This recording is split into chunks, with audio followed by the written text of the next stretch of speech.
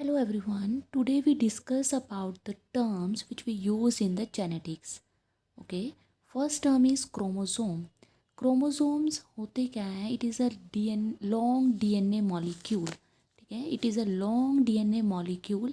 It is a thread-like structure which is located inside the nucleus. आपको पता है कि सेल का स्ट्रक्चर आप लोगों ने पढ़ा है, उसमें न्यूक्लियस प्रेजेंट होता है, साइटोप्लाज्म है, डिफरेंट टाइप की सेल ऑर्गेनेलीज प्रेजेंट हैं.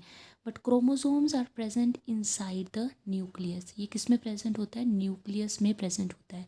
और ये बेसिकली जो है वो डीएनए से बनता है.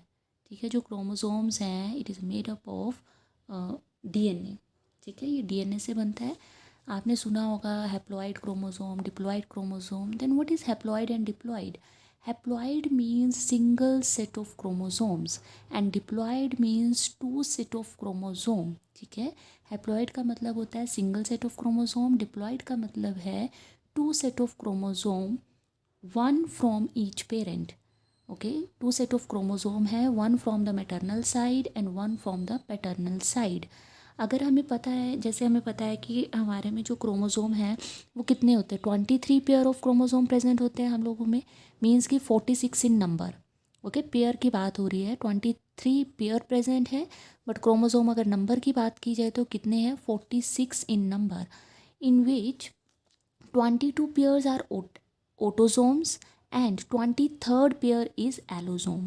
ओके, जो 22 पेयर्स हैं वो क्या है? ऑटोसोम है. एंड 23 पेयर जो है वो क्या है? जो 23rd जो पेयर है दैट इज़ एलोसोम्स. ऑटोसोम्स होते हैं नॉन सेक्स क्रोमोसोम्स और द सोमैटिक क्रोमोसोम्स. ठीक है, ऑटोसोम्स जो होते हैं वो क्या होते हैं? सोमैटिक क्रोमोसोम होते हैं जो कि डिटरमिन करते हैं सोमैटिक कैरेक्टरिस्टिक्स को. और ऑटोसोम्स होते हैं वो सिमिलर होते हैं मेल में भी और फीमेल में भी. बट अगर एलोसोम्स की बात की जाए तो allosomes are the sex chromosome which are differ in the male and the female. As you know, in case of female, XX chromosome is present, and in case of male, XY chromosome is present. तो that is the allosomes. वो क्या है? allosomes है जो कि differ है mail में भी और फीमेल में भी. ओके, तो क्रोमोसोम क्या है? एक डीएनए मॉलिक्यूल है जो कि किस में प्रेजेंट है? न्यूक्लियस में प्रेजेंट है. अगर हम बात करें तो ये दो तरह के होते हैं. डिप्लॉइड सेट की बात करें तो दो तरह के क्रोमोसोम्स हैं, autosomes and the allosomes. Autosomes are the non sex chromosomes which are similar in both male and female, and allosomes are the sex chromosomes which are differ in the male and the female. तो ये तो बात हुई chromosome की. Second term is the gene. Gene क्या होता है? It is a segment of the DNA. अब आपको पता है कि पूरा का पूरा क्रोमोसोम जो है वो किससे बना है? डीएनए से बना है. उस डीएनए का जो पर्टिकुलर एक सेगमेंट है, एक पोर्शन है, वो उसको हम क्या बोलते हैं? जीन बोलते हैं. जैसे कि आपको पता है कि डीएनए चेंज होता है आरएनए में, आरएनए चेंज होता है प्रोटीन में. ठीक है, तो वो क्या है? जो डीएनए जो है क्या बोलते हैं, चेंज हो रहा है आरएनए में through transcription, and RNA change हो रहा है प्रोटीन में थ्रू ट्रांसलेशन. प्रोटीन डिसाइड करता है कि क्या करेक्टर होगा ऑर्गेनिज्म का, कैसा करेक्टर होगा. ठीक है, तो segment of the DNA is known as the gene. Next is the locus. Locus क्या होता है? Position of the gene on chromosome. Locus means location और position of gene on chromosomes. कि जीन जो है वो कौन सी लोकेशन पे प्रेजेंट है, कौन सी पोजीशन पे प्रेजेंट है, तो उसको हम क्या बोलते हैं? लोकस बोलते हैं. And next is characters. Characters का मतलब है कि कोई भी मॉर्फोलॉजिकल फीचर या फिजियोलॉजिकल फीचर, किसी भी इंडिविजुअल का जो मॉर्फोलॉजिकल फीचर है उसको हम बोलते हैं करेक्टर्स. जैसे कलर हो गया, हाइट होगी. ठीक है, जो कलर है, हाइट है, वो क्या है? करेक्टर्स हैं. बट ट्रेड्स क्या है? Trade it is an expression of the character. ये क्या है? एक्सप्रेशन है किसका? करेक्टर का. मीन्स कि जैसे कलर है तो कलर क्या है? करेक्टर. कलर कैसा है?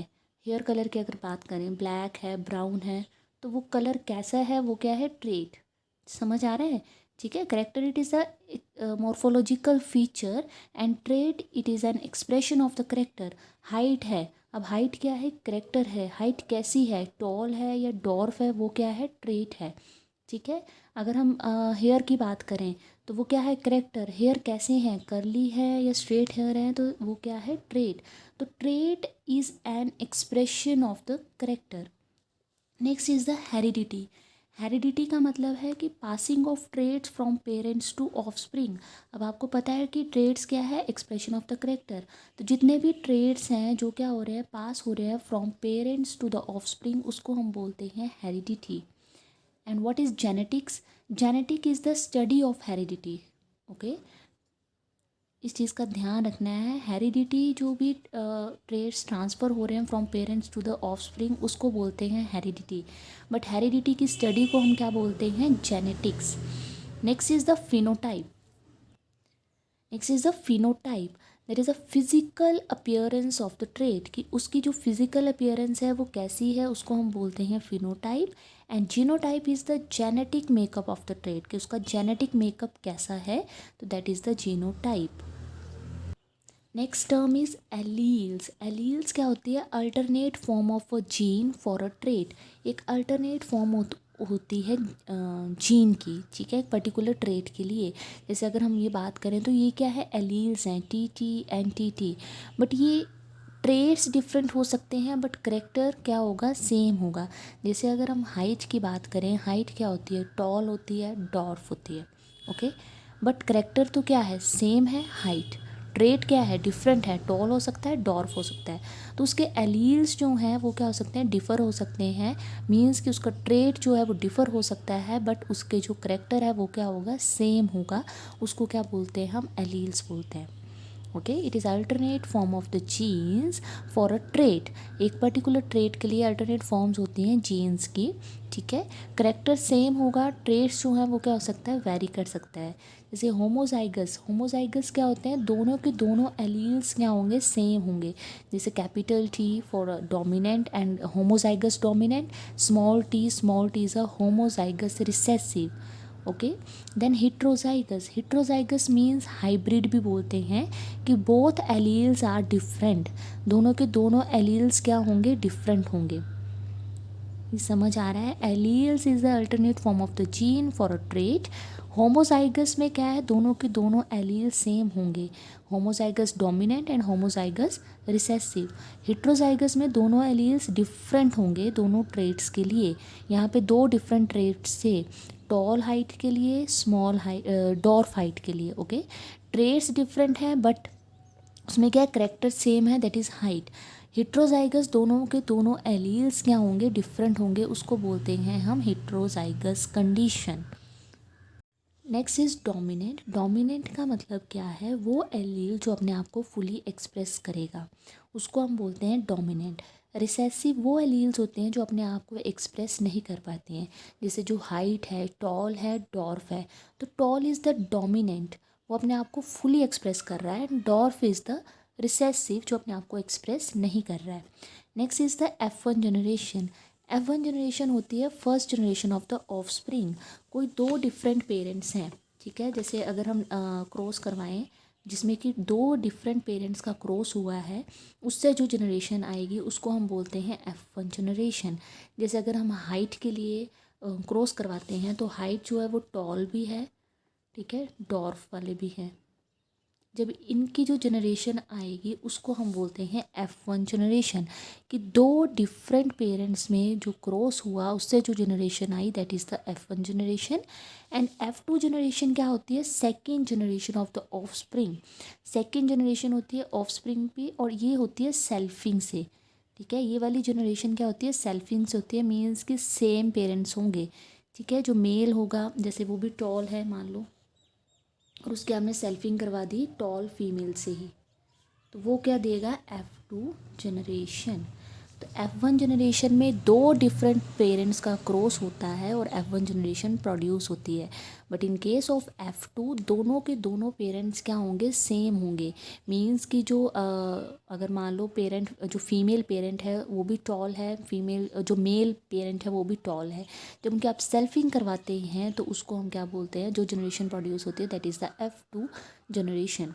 Next is the monohybrid cross and dihybrid cross.